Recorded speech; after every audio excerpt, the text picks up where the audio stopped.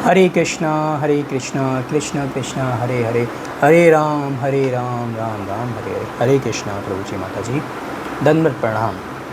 आज से मैं अपनी गीता भगवत गीता सीरीज स्टार्ट करने जा रहा हूँ, जिसमें आपको डेली एक श्लोक रीड और उसका तात्पर्य सुनाऊंगा। मेरा ये सीरीज़ बनाने का जो उद्देश्य है वो ये है कि आजकल भगवान कृष्ण के नाम पे कुछ भी बताया जा रहा है, कुछ भी दिखाया जा रहा है और कुछ भी सुनाया जा रहा है, जिससे हमारी जो जनरेशन है वो एक गलत डायरेक्शन में जा रही है। उन्हें सही ज्ञान ना होने की वजह से वो एक गलत धारणा बना लेते हैं कि कृष्ण ऐसा कहते हैं, बल्कि कृष्ण वैसा कुछ नहीं कहते हैं। लोगों ने प्रेम को गलत समझ लिया है, लोगों ने अटैचमेंट को प्रेम समझने लगे हैं उन रील्स के माध्यम से, उन वीडियोस के माध्यम से। बल्कि प्रेम बहुत सरल और सिंपल है। तो मैं बस अपनी इस वीडियो के माध्यम से लोगों को गीता का सही ज्ञान देना चाहता हूँ, जिसमें हम लोग डेली एक श्लोक रीड करेंगे और उसका भावार्थ को समझेंगे। ठीक है, हम स्टार्ट करते हैं। धर्म क्षेत्रे कुरुक्षेत्रे समवेतायुत्सव मामका पांडवाश्चवे किम कुर्वते संजय। युद्ध होने वाला है। धृतराष्ट्र जो है संकोच से भरा हुआ है, कई सारे क्वेश्चंस उसके अंदर आ रहे हैं। वो जानता है कि मैं अधर्म के साइड हूँ, मेरे जो पुत्र हैं वो अधर्म की साइड है, क्योंकि धर्म तो उस साइड होता है जिस साइड प्रभु श्री कृष्ण होते हैं, हमारे ठाकुर जी होते हैं। धृतराष्ट्र अंधा जरूर था, लेकिन मन और मस्तिष्क से भी वो अंधा था, तभी तो उसने शांति की जगह युद्ध को चुना। तो यहाँ पर इसी का वर्णन हुआ है, जिसमें धर्म क्षेत्र सार्थक है, क्योंकि कुरुक्षेत्र के युद्ध स्थल में अर्जुन के पत्नी श्री भगवान स्वयं है। कौरवों के पिता धृतराष्ट्र अपने पुत्रों की विजय की संभावना के विषय में अत्यधिक संदिग्ध है। अतः इसी संदेह के कारण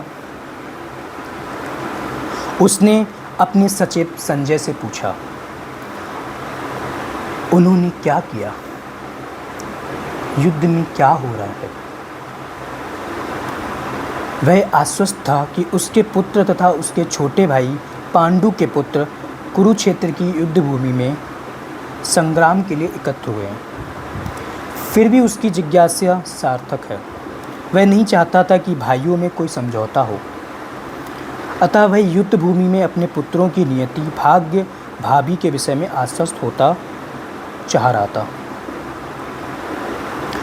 चूँकि इस युद्ध क्षेत्र को कुरुक्षेत्र में लड़ा जाना था, जिसका उल्लेख वेदों में स्वर्ग के निवासियों के लिए तीर्थ स्थल के रूप में हुआ है, अतः धृतराष्ट्र अत्यंत भयभीत था कि इस पवित्र स्थल का युद्ध के परिणाम पर न जाने कैसा प्रभाव पड़े। उसे भली भांति ज्ञात था कि इसका प्रभाव अर्जुन तथा पांडु के अन्य पुत्रों पर अत्यंत अनुकूल पड़ेगा, क्योंकि स्वभाव से वे सभी पुण्यात्मा थे। संजय श्री व्यास का शिष्य था, अतः उनकी कृपा से संजय धृतराष्ट्र के कक्ष में बैठे बैठे कुरुक्षेत्र के युद्ध स्थल का दर्शन कर सकता था, क्योंकि उसे एक दिव्य दृष्टि प्राप्त हुई थी, जिससे वह उस कक्ष में बैठे बैठे युद्ध क्षेत्र से बहुत दूर वहाँ पर युद्ध क्षेत्र के सारे चीज़ों का वर्णन कर सकता था। इसलिए धृतराष्ट्र ने संजय से युद्ध की स्थिति का जानना का विषय रखा। पांडव तथा धृतराष्ट्र के पुत्र दोनों ही एक वंश से संबंधित हैं, किंतु यहाँ पर धृतराष्ट्र के वाक्य से उसके मनोभाव प्रकट होते हैं। उसने जानबूझकर अपने पुत्रों को कुरु कहा है और पांडु के पुत्रों को वंश के उत्तराधिकार से विलग किया है। इस तरह पांडु के पुत्रों अर्थात अपने भतीजों के साथ धृतराष्ट्र की विशिष्ट मनस्थिति समझी जा सकती है। जिस प्रकार धान के खेत से अवांछित पौधों को उखाड़ दिया जाता है, उसी प्रकार इस कथा के आरंभ से ही ऐसी आशा की जाती है कि जहाँ धर्म के पिता श्री कृष्ण उपस्थित हों, वहाँ कुरुक्षेत्र रूपी खेत में दुर्योधन आदि धृतराष्ट्र के पुत्र रूपी अवांछित पौधों का समूल नष्ट करके युधिष्ठिर इत्यादि नितांत धार्मिक पुरुषों की स्थापना की जाएगी। यहाँ धर्म क्षेत्र अथवा कुरुक्षेत्र शब्दों की उनकी ऐतिहासिक और वैदिक महत्ता के अतिरिक्त यही सार्थकता है। इसलिए हमें यहाँ पर शिक्षा